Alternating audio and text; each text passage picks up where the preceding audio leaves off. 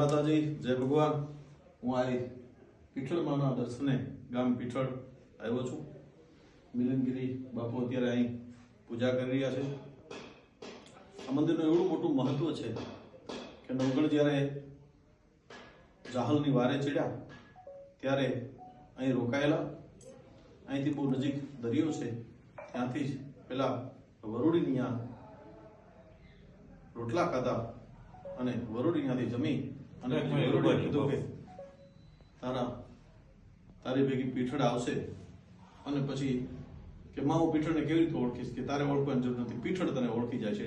અને પછી જે પીઠળ અહીંથી જાય છે, આ જ ગામના હરસુર બારોટ જે માતાજીના પરમ ઉપાસક, એમને ઘણું બધું માતાજી વિશે લખ્યું છે। એમાંના એક છંદની એક કડી મારે એમને આંગણે આવ્યો છું ત્યારે, ત્યાં મંદિરે આવ્યો છું ત્યારે આ પીઠળની એક કડી મારે બોલો છે।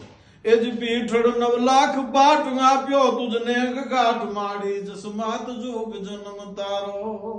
નવગણ હોરઠ નાદ શબ્દ લઈને સાત ભુજબળ કરવાને બાર સિદ્ધ પદ સામો। એ ગાજે દરિયો ગંભીર તેને નુભગાયો તીર નિરખી અપાર નીર દરિયો ધામો।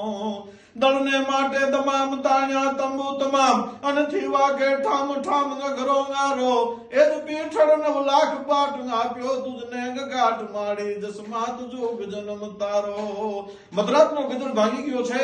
આખું સૈન્ય 3,500 નું સૈન્ય લઈ અને નવગણ નીકળ્યો છે। 3,500 માણસો સુઈ ગયા છે, થાક લાગ્યો છે, પણ નવગણ એક જાગે છે, કારણ કે જાહલની વારે જવું છે, એની માથે વેર છે। નિંદર નો આવે 9 જણા કહો ને સખિયા કિયા, તો કે જપિયા તપિયા સતિયા ચકવા રેન પિયા। બહુ ધના જાજા વયા પ્રીત વછોયા, બહુ ઋણા અને જેને ખટકે વેર હયા। આ તો નિંદર નો આવે 9 જણા અને કહો ને સખિયા કિયા। મદ્રાસ ભાગી ગઈ છે, નવગણને નિંદર નથી આવતી, પણ નિંદર પથ્થર નો ગણે, ભૂખ ન ગણે લોક, જમણા જોગન નો ગણે અને દેહ નો ગણે દુઃખ। એક જયારે ખડકી લાગી નિંદરની અને નવગણને નિંદર આવતાની હારે આ પીઠળ છે એ સપનામાં આવ્યા અને સપનામાં આવીને આ પીઠળે એમ કીધું કે હે નવગણ, હું તારી વારે છું। માણસની 3 અવસ્થા છે, જાગ્રત અવસ્થા, સુસુપ્ત અવસ્થા એટલે સ્વપ્નમાં, અને નિંદ્રાધીન।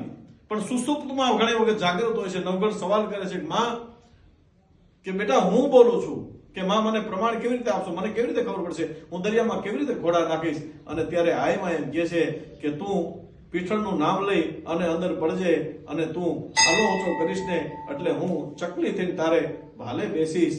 એવો એક જબરો ઇતિહાસ આ ગામ સાથે, આ મંદિર સાથે અહીં જડાયેલો છે। એવી માં પીઠળ અહીં સાક્ષાત છે। આ પીઠળના દર્શન કરો। રાજુ ગઢવીના જય માતાજી, જય ભગવાન।